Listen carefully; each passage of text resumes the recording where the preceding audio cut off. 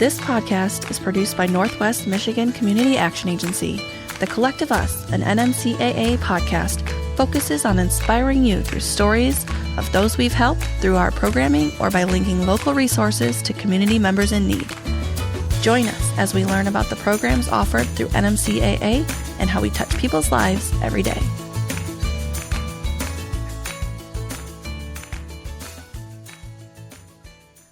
Welcome back to The Collective Us. I'm Erica Austin. And I'm Ryan Buck. Today's topic is a heavy one with a little bit of a stigma around it. That's right. No one imagines themselves in this situation until it happens. If you haven't guessed it yet, today we're talking about people experiencing homelessness. And before we jump in too deep, I think we should probably introduce our guests. We think that's a good idea at this time. We have a couple of experts on the topic here in Northwest Michigan. Today we have Sarah Hughes. She is Director of Homeless Prevention Programs at NMCAA. Thank you for being here. Thank you. Good morning. And we also have Ryan Hannon, Community Engagement Officer with Goodwill Northern Michigan. Thanks for joining us. Thanks for having me. I also just want to point out this is a first for our podcast. Obviously, being an NMCAA podcast, we focus on the programs offered through NMCAA, but today we're also featuring Goodwill Northern Michigan. Love a good cooperative crossover situation. Yeah, I can't emphasize enough how important it is to work really closely with your community partners, especially in this mission to end homelessness throughout Northwest Michigan. We really need all those community members to wrap around this population to make sure that we can get them housed and their homelessness is rare, brief, and one time. Thank you, Sarah. You made that easy for me because either of you can answer this question. So in what ways do you work together? And is there an official partnership between Goodwill and NMCAA? There is. So our official partnership really runs through the Northwest Michigan Coalition to End Homelessness. It's a group of agencies and people working together to battle the complex issue of homelessness. And it's key to be able to use our best selves, use our resources that we have collectively to try to combat this issue of homelessness.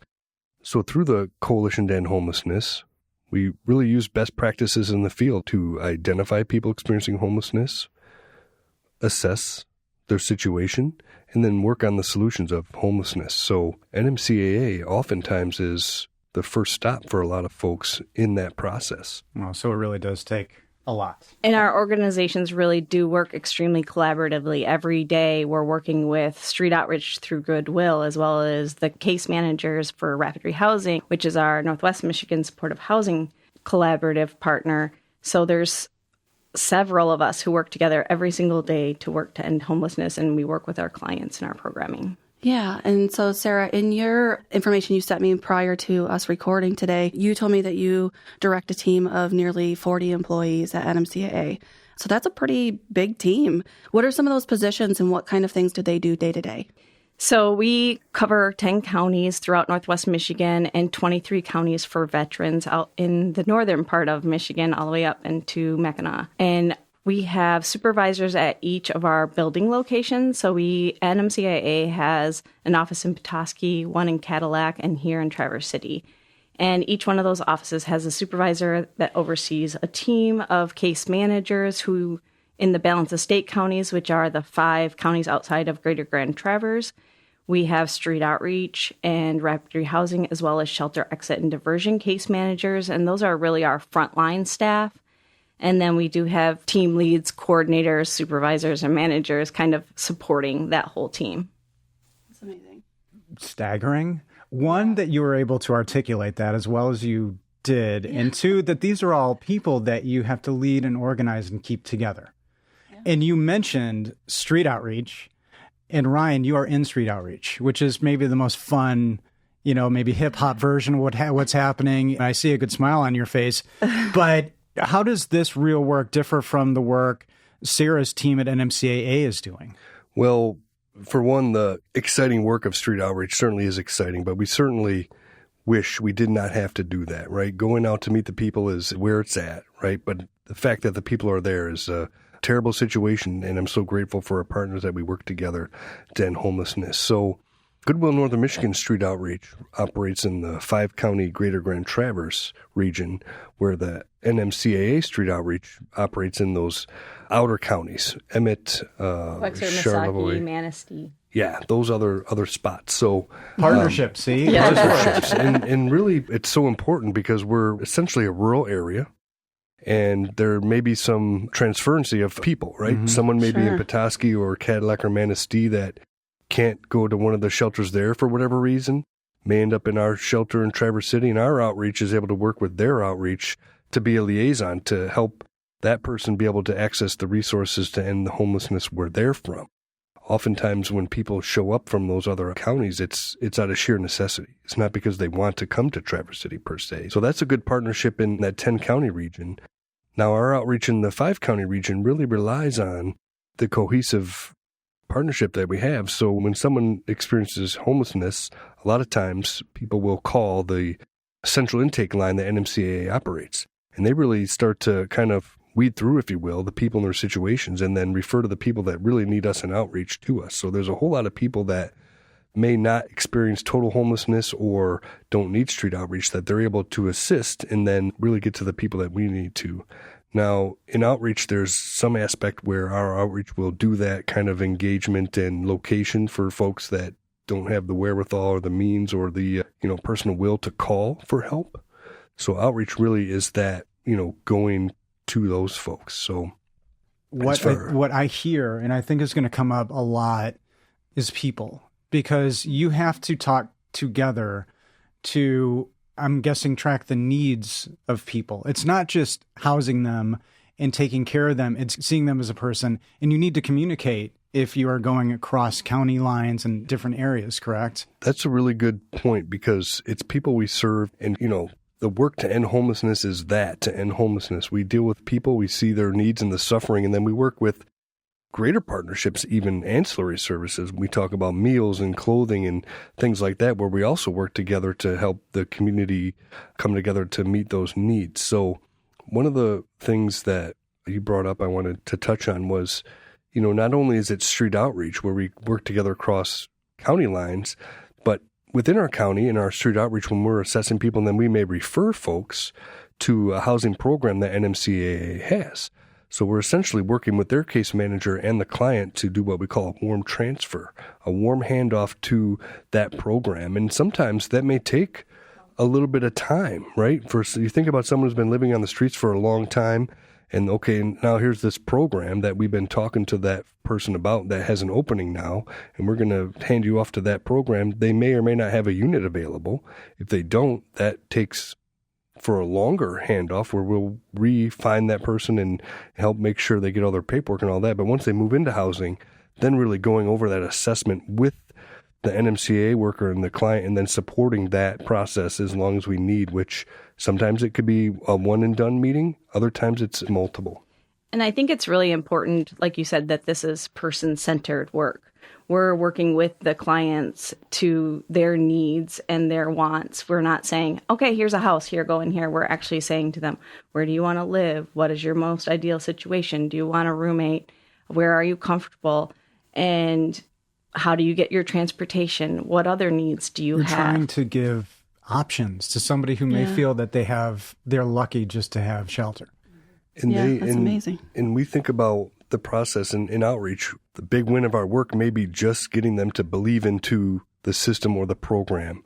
So if we've done that in outreach, we've done our job. If we say, hey, here's this program, it can work for housing, and they go into it and we support it, it really, really helps. It can't, those conversations about where you're going to live and trying to help the person see themselves in housing often happens on the streets. And so that's part of that partnership of working together. Ryan, do you have a team as well?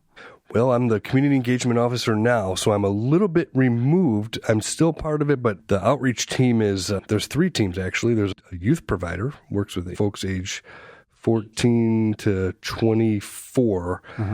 And then we partner with NMCA has a youth rapid rehousing program. So that's, one of the benefits of working together. This is a little bit of a tangent, but our Coalition to End Homelessness, we were awarded a youth homeless demonstration project a few years back. And it that's a testament to our collaboration of working together to be able to show the funders that we can do this. We work together, and then that's how it works. So the youth team works with that, and then we have the team works just with families with children, and then the adult team. So there's probably 8 outreach workers.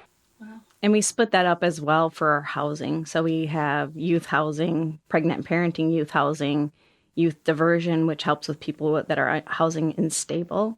And then we also have adult rapid rehousing, family work, as well as a program just for veterans. Wow. Lots of teams. It's amazing.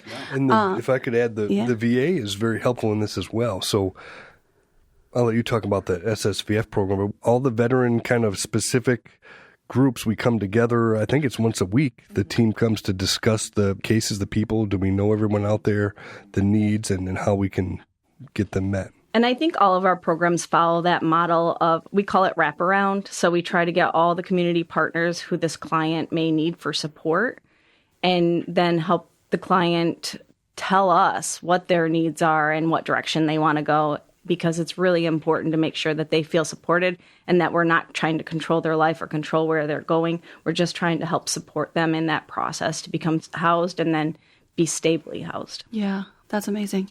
I want to take a second to pause on our conversation because we've been talking about teams, and I want to start doing something new on this podcast. I want to recognize a few employees at NMCAA who have reached milestone career achievements.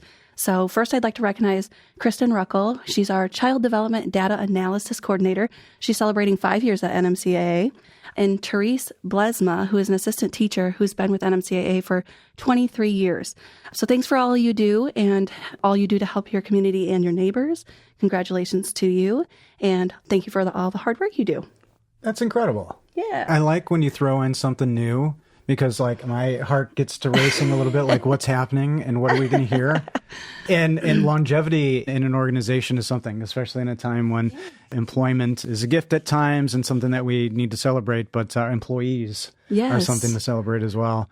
And congratulations on these outstanding achievements. But let's get back into it. I talked a little bit in the intro about a stigma and misconceptions surrounding the homeless community. And I think that's a huge topic. That could be its own podcast aside, but already I think both of you have done a lot of good work in demystifying this, because we've talked about people, we've talked about our neighbors, the people in our community who are in a temporary, hopefully, situation. But what do you do to try to educate the public about this? And what can maybe we do? What can an individual do to try to reverse that stigma in a way? I think it's really important to remember that everybody throughout their lives goes through problems. We all have instances in our lives where we feel like we're knocked down or a crisis happens and we don't know how we're going to get out of it. And some of us have extremely good support networks. So we're able to pull out of those things a little bit easier. And some people don't have a support network whatsoever. No friends, no family. They don't know where to turn to or who to ask help for. So they really feel lost and alone. There is a lot of stigma that people become homeless because they're on substances or, mental health breakdowns and things like that. But it's so much more complex than that. And we really have to remember that those are not necessarily precursors to homelessness. There's a lot of alcoholics and people who use drugs that have stayed stably housed their whole lives. So that's not really a precursor to homelessness. Now, do people turn to those things because they're in crisis and they feel so down that they don't know what to do with their lives? Yes, there are some that do, but that doesn't negate that they're a person and that they deserve to be housed. So it's really important that when we see people, we treat them as human beings. There shouldn't be like this consistent anxiety because there's a homeless person, so you cross the road or something like that. They're people just like you and I. They want to be said hi to. They want just a smile. Do you see that in our community? Oh, yeah. I was going to say, great job, Sarah. Yeah, that's an amazing point. When people call up, they may say, Ryan, I see this person over here, or there's a person in need. I often say, well, what is their name? And one of the best things that people can do is say hello to a person who's experiencing homelessness and know their name. That is a great way to kind of help get over your own anxiety, but also help to humanize that aspect. Do you think that somebody could, maybe not intentionally, see them and forget that they even have a name? And so the person's hey, there's somebody in distress and they don't think to approach them and say hi because what? Because they're a danger? I think we have a society that runs on fear a lot of the times. And so there's this fear about anybody who's different, anybody who maybe looks intoxicated. So there's this general fear around people who are different or homeless. And they do lose that identity that they absolutely need to be recognized and say just one thing like, hey, hi, my name's Sarah. How can I help you today? Just little things like acknowledging that they're a part of our environment and are part of our communities.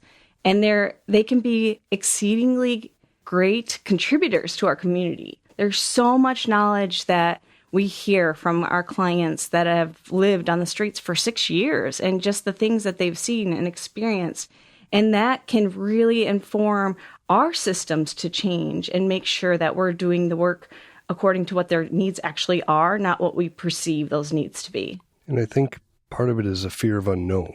Mm-hmm. Sometimes if you don't know homelessness or know anyone who is experiencing homelessness, you really don't know, and your brain has a hard time grasping a concept of someone falling into homelessness. So oftentimes people say people want to be homeless, or they say, what about the people that want to be homeless? So great things for awareness are, like we said, getting to know someone's name, saying hello, but also we partner together through the Northwest Michigan Coalition to End Homelessness during Homeless Awareness Month. We have events. We have a awareness walk that we do. We do a big social media blast campaign.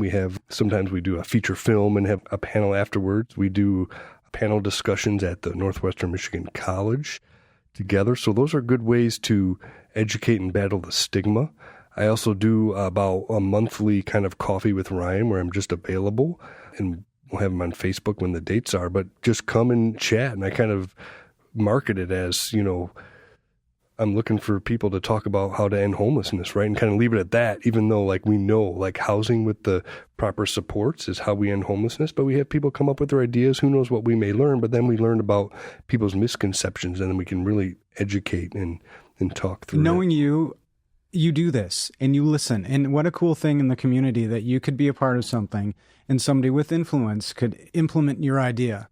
It could be a young person, right? Mm-hmm. It doesn't just have to be adults. You could bring a family to meet you. Yeah. And if a young person may have interest in what NMCAA is doing or Goodwill is doing, that could be a cool opportunity to get people who are at the top doing it. Absolutely. And I have this little banner thing, right? So I'm not just some weird guy sitting in the corner, right? So there's this banner, and it has the Coalition to End Homelessness logo. Are you right saying on sometimes you do these things and you're shoot along by the move along here? No, more like how do I get people to come talk to gotcha, me? Yeah, okay. Yeah.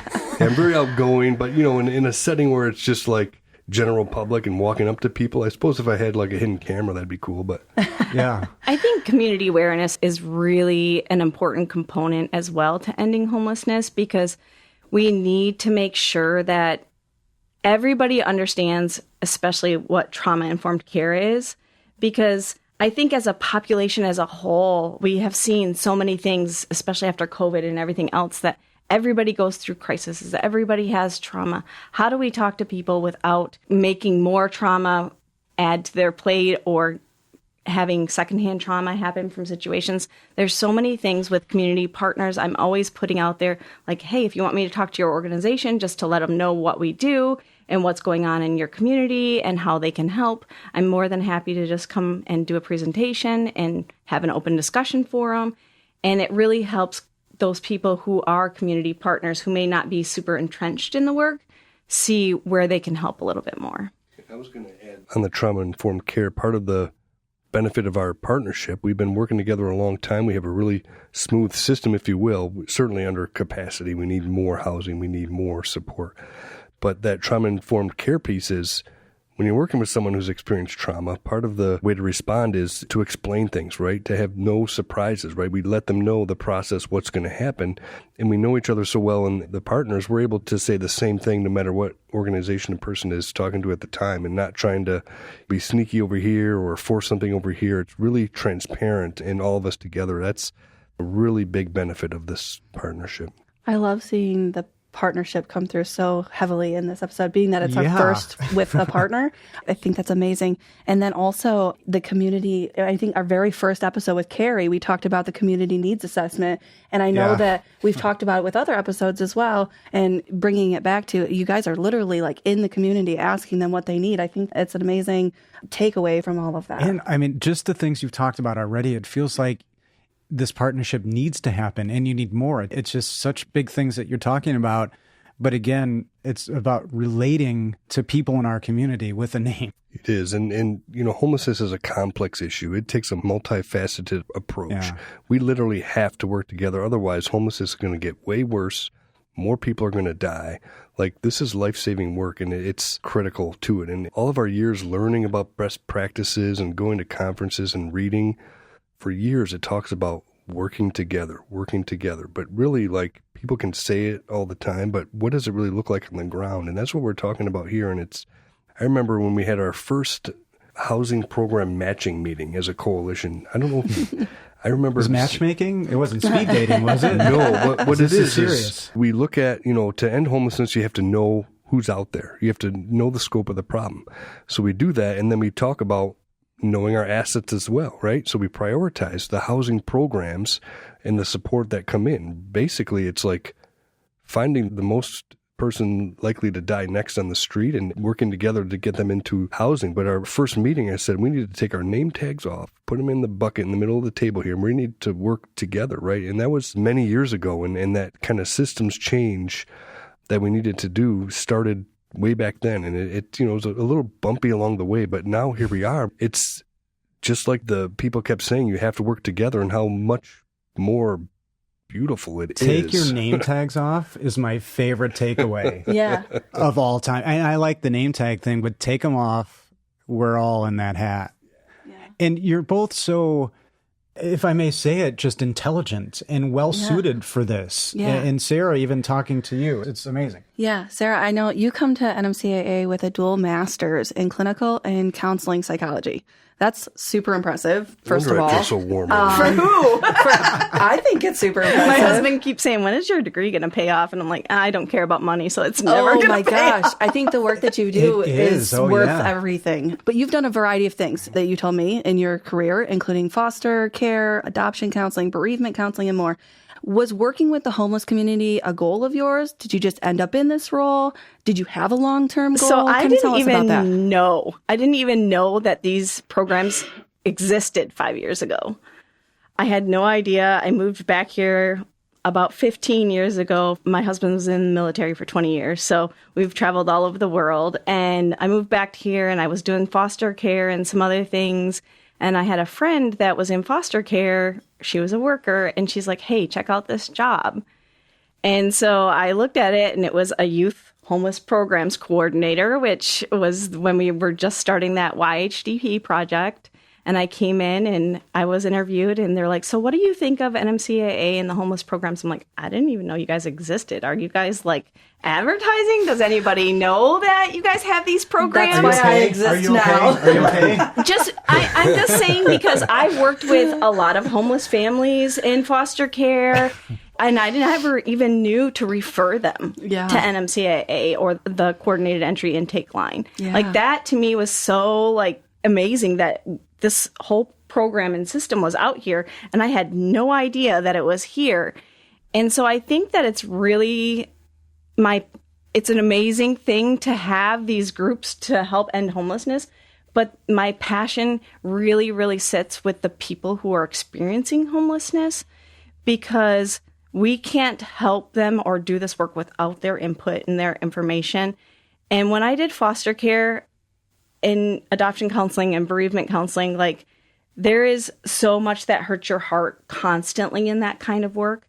And in this work, it's a little bit more like, we can see the effect that we do. We don't have to go to court and have a judge just say, hey, just reunify. It doesn't matter what you say or whatever. So it's really to this point where we can see that our work is making a difference. We pull data constantly to make sure that we're on the right track to try to end homelessness in our area. And I don't know that I would want to do anything else at this point, just because I'm so passionate about trying to end homelessness throughout our 10 counties. So you kind of ended up in the role, but you also are like right in the perfect fit. It's great. I find it so interesting, and I hear this all the time about people even close to us that don't know about the programs or know about homelessness. And it really, even though we're getting out there, we have education stuff all the time, it still happens until people are affected by it or someone close to them, or maybe it's a negative. Maybe there's a homeless camp in their neighborhood. People don't pay attention. It's really interesting. If I may, coming from and living in big cities, especially one that's very known for homelessness, San Francisco, very aware, big city. Traverse City, very small. You'd think probably the number one thing everybody's talking about. Why? I mean, I've been here a while, and you would think just by size, I'm not trying to ask a remedial question, but like San Francisco, it's all everybody talks about. So I think in our town... I think our town's been talking about it a lot more lately. But one of the things that's really been keeping it hidden, if you will, is there's a lot of leaves, right? Homelessness can hide well in a region like ours. And we have a lot of good partners. We have community meals that are out there every single day, sometimes 3 times a day. So we see a lot less begging, if you will, like in big cities where people are really desperate and really need stuff. I mean, people are desperate in our community, but we have a wonderful, I don't know if network is how you can say it, but of people that provide for people who are experiencing homelessness, provide for their basic needs. So as much suffering as we see out there, we see less of it kind of laying on the sidewalk or begging for basic survival needs. We have people coming together to help that. And it was kind of leading to a question of what does somebody experiencing homelessness, look like in our community? They look like all of us sitting around this table. They do. They absolutely do. There's also an aspect of overrepresentation of minorities, right? We see that all across the country and even here in Traverse City. The data shows that the data supports in our region. We have more people that are Native American experiencing homelessness percentage-wise than we have in the general population. Right. And the same as Black people. Yeah. Right. And we see them overrepresented in that they return to homelessness more often as well. So there's all these statistics that we've been trying to figure out how to make our programs more equitable and inclusive, because if we're not reaching those people who we really need to reach, why? And is our system weeding them out somehow? And how do we stop that from happening? So we're really trying very, very diligently to work on systems change and just evaluating procedures, policies, everything, just to make sure that we're not putting barriers up, because we want to be as barrier-free as possible when we do this work. Yeah. Ryan, you have a bachelor's degree in social work. You were in this field before, but what initially, as far back as you can articulate it, what drove this? I assume that once you were able to walk full steam ahead, you were like, this is my mission. But what really in earnest made you think, this is for me, there could be a way to support a family in this? That is a good question. I, like Sarah, did not set out to work in any homelessness. I fell into it, and it's kind of a long story. But I essentially wanted some help to become a substance abuse counselor. I had a good experience personally with that, and that's what I wanted to do, and I set out to get some assistance to make that happen. And they kind of put me out into the field to explore, and I landed at Goodwill working with a jail alternative and prison reentry program. It was a wonderful situation, but then Goodwill got out of that business, and it went to Offender Success is the program, actually on the steering committee for that still. But when that happened, it was the same time that Safe Harbor was just getting started, and they approached Goodwill and said, we need some help. Safe Harbor, the winter rotating shelter through the churches, and Goodwill said, we got the guy for you. And I was hired to work at Safe Harbor by Goodwill because the churches were just opening. They didn't have structure or money, and Goodwill just paid for me to be at Safe Harbor, and they put me in the street outreach program. And then when I was there interacting with the people, I noticed back then, this was 2007, there was no path out of homelessness for people on the street or in the Safe Harbor setting. Safe Harbor was asked to give a presentation at what's now called the Coalition to End Homelessness meeting. Back then, it wasn't like the way it was now, but they asked Safe Harbor to give a presentation. Safe Harbor was like, what are we going to do? I'm like, we're going to tell them this. They're like, you go do that, Ryan. So I went there and gave this presentation, but while I was at this meeting, I realized this is the meeting that people's lives and who gets the resources and where it goes is decided. So I never left, and I kept showing up. And we have a wonderful community, and now we flipped the script to be able to get the people the resources that need it most, the resources. And I don't want to take credit for that, right? This is a long process of many years of many people and best practices and systems change, but that's how I got started. But that, witnessing the human suffering that people go through experiencing homelessness is terrible. And just that thought of no way out kind of like really got me going, and I started housing people and became the leader of the outreach program. That's a pretty good origin story, too. Yeah.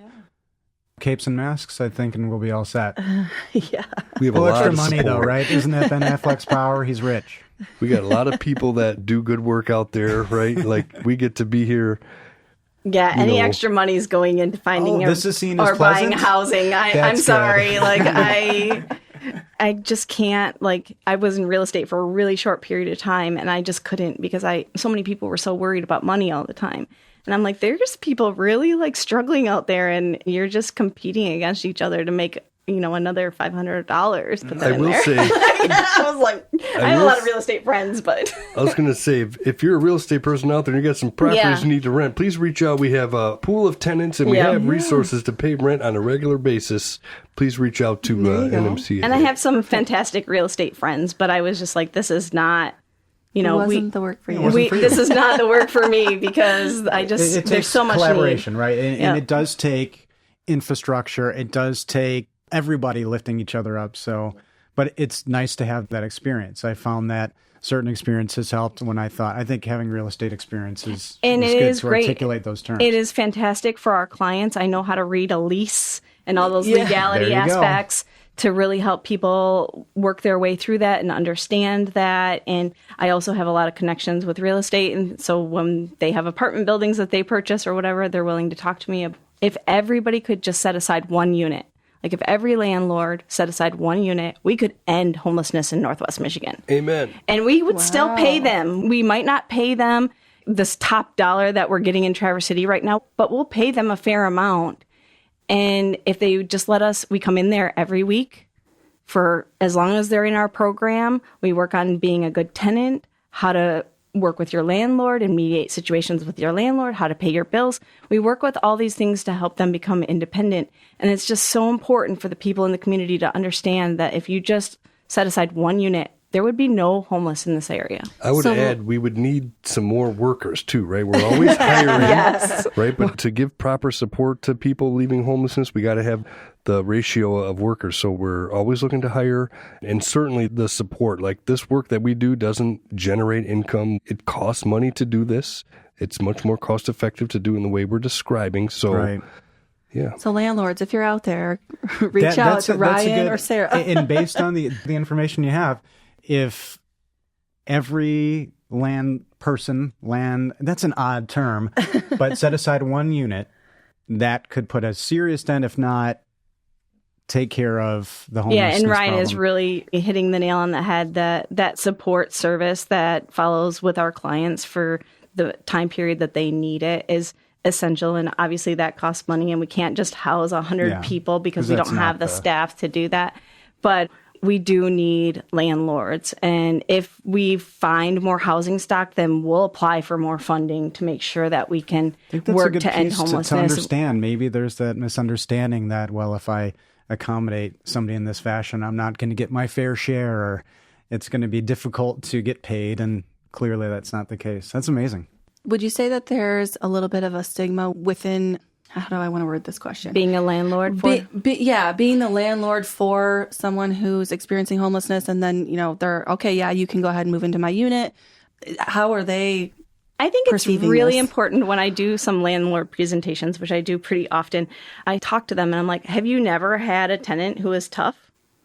Like, there's no guarantees with any tenants. You That's can true. get all the letters of recommendation. That's the best answer I think I've ever heard to But that with question. us, we actually will come in and support that person. We'll also help with repairs or mediation. And that is not the case with anybody off the, like a college student or anybody that's moving into the area. There are no guarantees. But at least with us, you have an organization to partner with. You're making a difference. in this person's lives and helping them get back on their feet. And we're here with them every day to help make that happen. I think it's a really good point because our housing stock is short. Landlords have no shortage of people to pick from. So why would they go through the hassle, if you will, to go through all that paperwork and also the stigma to house somebody? So the points that Sarah makes are amazing, but also we're advocating for more housing units, right? We can't totally build enough right away to get people out of homelessness, but there are some ways we can advocate as a community to include low-income housing. A lot of times it's the 30% AMI or below. Are people with those incomes built into the processes of requests for funding proposals for developers and communities? Are they built in? There's some kind of, to build affordable housing, it's really difficult. It's expensive to build. It's hard to make it affordable. But there's some ways that communities, townships, and cities can make it better. And oftentimes they'll have like tiered income levels and get points for tax credits or whatever. But I always have to add in, are we making sure that that 30% and below level is included in every discussion we have like that? Right. And similarly, as we talked about, what does a community, or let's say an apartment complex, with a unit housing somebody who was homeless, what does that look like? It's a Probably very like long any other process. apartment. But at the end of the day, when it's all said and done, that looks like any other apartment complex. It does. And really, as I said before, we walk in with the client on the day of their lease signing. Obviously, we've had some discussions with the landlords beforehand, but we walk through everything that's in that lease and explain that to them, have them sign it, and acknowledge the rules and regulations of the apartment complex or if there's anything else. But then we're there every step of the way as they move in, as they set up house. We help with some of the basic instructions of how to cook, do dishes, clean your unit. But we're also in there every week for the first 3 to 6 months, depending on the need of the client.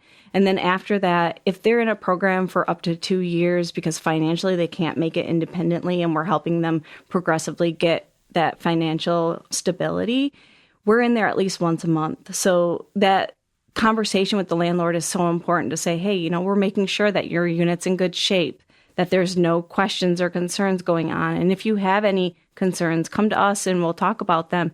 And then we'll help our client understand what those concerns are.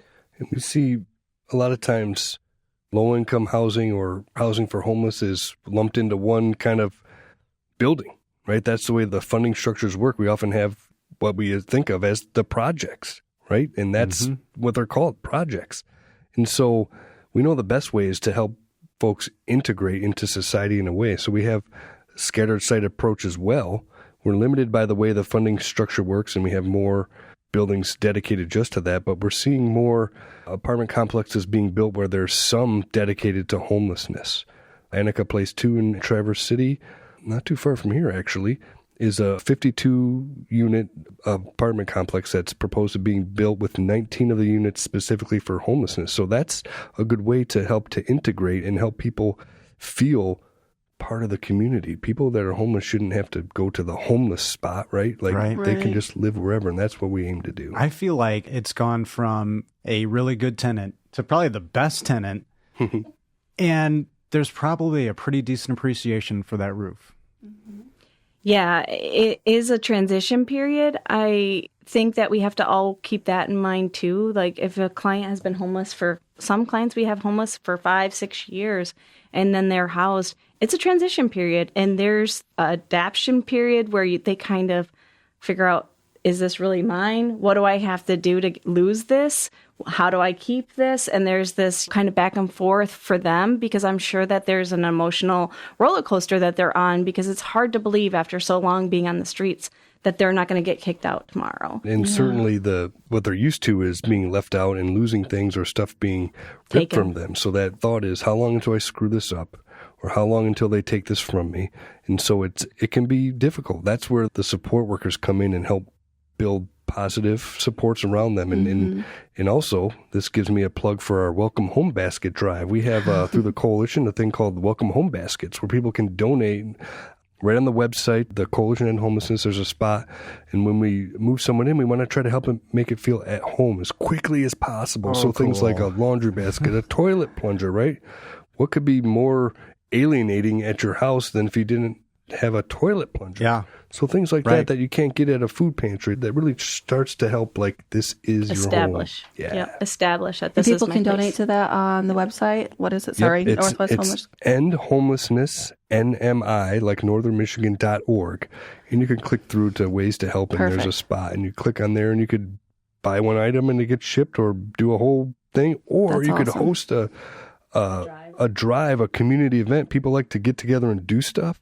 Yeah. It's better to do these welcome home baskets than like a wellness pack for people living outside, because not everyone needs everything in that wellness pack, and we have other ways to be able to distribute that. So welcome home baskets are a great way to get involved. The picture that you've painted, I'm kind of a little taken by this journey, and it isn't a foregone conclusion that, oh yes, I'm here in a home and it's great and it's all wine and roses and we're good now. You have that adjustment period, you have that, but there are still individuals out there on the streets of our shared city, our community here, that are still experiencing homelessness, and we've got some heat happening. Now that usually means, hooray, the beaches are open and everybody's happy, but not everybody's thrilled about the summer. So I want to touch on what people experiencing homelessness can do, because heat is an issue.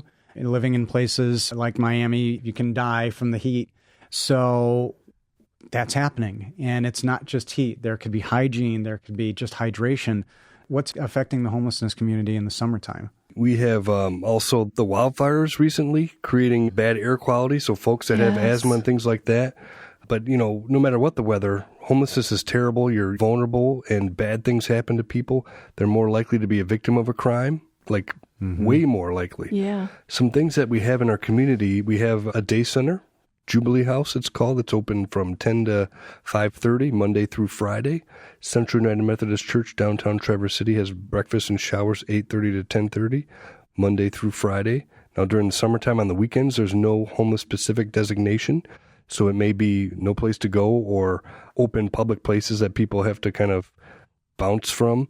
But it's really good that we have these partnerships, and there are spots. Also, we have, it's called Code Red in the summertime. If it's the heat index is 100 degrees or more, the Goodwill Inn will be open and will not turn anyone away, even if it's full. So that's a good thing to know as well.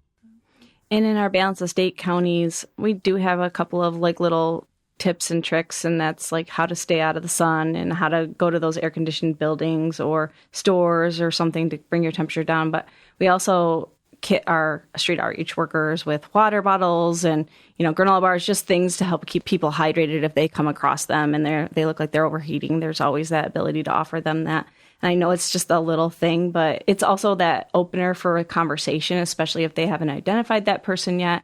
So it's a great way to kind of get out there and help those people that are struggling in the heat. And it's okay to start with, hi, I'm Ryan. What's your name? Mm-hmm. Exactly. Absolutely. I've done that at national conferences. The big secret is, hello, my name is, what's yours? I mean, I wasn't saying say that we or you. I was saying it as me, Ryan. Oh, yes. Don't say you're Ryan Hannon. No, say Use what your name. Yes, Use your name. Sarah, I'm glad you mentioned that, though. So to our listeners who are just hanging out listening today, the general public, what can they do to help with these types of things? Like, can they donate like sunscreen, water, anything that like UV protection? You said granola bars. Is there somewhere they can go to donate to that? Or do you, like you said, maybe it was the street outreach that was actually providing those things. So should they donate money towards those things? How can they help with that? Funding is always appreciated, especially for those basic needs, because none of our grants cover those costs. So it's always done out of some kind of fundraising fund to do water bottles and stuff. We don't have the storage capacity to take on big donations and things, but if they are willing to donate, we always appreciate those things, especially for those basic needs. In the Northwest Coalition to End Homelessness, we actually have a basic needs coalition. And that kind of helps a lot with some of those basic needs. It even helps with tents and some of those other things that maybe somebody needs who can't get access to shelter because shelter is full. And I think that it's just important to note that there are a lot of things that, whether we're grant funded or not, are not necessarily meeting all the needs of our clients. So we do try to do a little bit of fundraising here and there to make sure that we're meeting those extra needs. So the way the Basic Needs Coalition works is you can donate an item to the Goodwill store on South Airport Road. Say this is for someone who's homeless, or the Basic Needs Coalition, or name any other agency, and it goes into a separate bin. And then we have a warehouse that every partner has access to with a key code to be able to get in to get any items that they may need. We also have our volunteer coordinator, Emily, who sometimes will deliver stuff, say, to the Jubilee House, where people can get those things. So it's a great way to come together, and we support them to help meet those needs, because this work at ending homelessness, it's really important. It's a professional intervention. And so the more we're able to do that, but still help those basic needs to be able to be met, is important. And it's the partnerships. Yeah. Are there ways for people to get involved as far as volunteering? What's the best way? Because, again, listening to you, I kind of want to bust out the room right now and do something. And it does feel good to do real work. What's the best way and the most helpful way to maybe volunteer anything to support NMCAA and obviously Goodwill? Well, we talk about the partnership, so volunteering anywhere is good and helpful. I know right now the biggest need is at the Jubilee House. They extended this spring, from being open 10 to 1 4 days a week to being open 10 to 5:30 5 days a week. So I know they're hurting for volunteers right now. It's a great place to interact and be with folks and to provide a place that's open. But there's volunteer opportunities on the Northwest Michigan Coalition and Homelessness website, and they highlight all of our agency volunteer spots there. That's great. And so I know at NMCAA, we also have an 800 number that we have to reach out if you're facing homelessness. So I have the number here. It's 1-844-900-0500. So Sarah, who does that put you in touch with when you call that number? So that's our central intake. And that is where if you're experiencing homelessness or you're at imminent risk of homelessness, you're going to want to call that number. And it does have 4 different lines. One is for literally homeless, like you don't have a place to sleep tonight. One is for prevention. Maybe you're behind on your rent and you need some financial assistance. One is just for housing resources. So if you're moving to the area or you find yourself in a difficult situation and you want to know what housing opportunities are out there, you can call and we'll send you all the housing resources that are in the local area. And the last one is specifically for youth. So if you're a youth 18 to 24, you can press number 4 and you're experiencing homelessness. And you reach an actual person. So it is a call center. Okay. And it is not live, but you will have a return call within 24 hours. Okay. Awesome. And usually I have experience with this because they send us the referrals. If someone has nowhere to go and they're homeless on the street right now, they'll be called back that same day. Unless it's like 10 o'clock at night. Yeah. But during the day, if they reach it, they're able to. And then if it's 10 o'clock at night, it's like an off-site thing, but it'll direct people to the shelter. All efforts are made, but all help is welcomed. And I'd like to ask, before we get close to wrapping up, I'd like to ask you both, if you had one simply articulated wish to help end homelessness in Traverse City, let's say nothing magical, but something practical, what would it be? For me, it would be choice of a place to live. Not something you have to wait for until an opening comes up, but a place to live for everyone in our community. We all like choice. We see our housing market, people trying to move here from wherever, great place to live. Even they're settling for houses they normally wouldn't buy because there's nothing else on the market. So a housing availability that someone can choose no matter what their income level. I'm going to get a little deeper, and I would really like there to be understanding in our community that there are individuals who are struggling just like every one of us has struggled. So just have a little bit of understanding for everybody that you come across and try not to judge. Yeah. Those both sound kind of reasonable. Yeah, I think so. Definitely. Are we asking for too much here? Personal opinion, I don't think so. No. And so just before we wrap up today, I also wanted to ask both of you the best ways to get in contact at NMCAA and also at Goodwill Northern Michigan. Whoever wants to go first. So you can either call our NMCAA office and they'll connect you with my phone, or you can email me at shughes@nmcaa.net. I would say the Goodwill Northern Michigan website, goodwillnmi.org. Also, End Homelessness, nmi.org. I always want to tell people about that as well. Our coalition website can get to any of us there. Also, if you're into tweeting, @tweetoutreach is my Twitter, and there's sometimes good Well, there you go. Awareness. Yeah. Twitter. Awesome. And also ways to donate. So we talked already a little bit about the coalition's website. Is there a way to donate on NMCAA? The NMCAA page does have a QR code for homeless. Okay. And is there on Goodwill? Same thing, Goodwill, but also the Northwest Michigan Coalition and Homelessness website has the links for all of our partners, and no matter where you donate is good. We're all working together for the cause. Awesome. Sarah and Ryan, thank you both so much for joining us, for your passion, and for the stories in your stories. This was really inspiring to hear what you're doing, and a lot needs to be done, but I feel good that you both are here and you're doing it. It's really amazing. Thank you. Thank you. Yeah, thank you. And as we wrap up today, don't forget we'd like to share your community stories regarding NMCAA. If you have a story you'd like to share about how NMCAA has impacted your life, send us an email at collectiveuspodcast@nmcaa.net. If you enjoyed today's podcast, please hit like, follow, share. It truly helps us continue to get the great word out on all the good NMCAA and our partners are doing in the community. If you would like to learn more about Northwest Michigan Community Action Agency or the programs we offer, or would like to make a donation, we encourage you to reach out at 231-947-3780 or visit our website, nmcaa.net. And to our listeners today, we encourage you to continue to strive each day to do something to help yourself or your neighbors.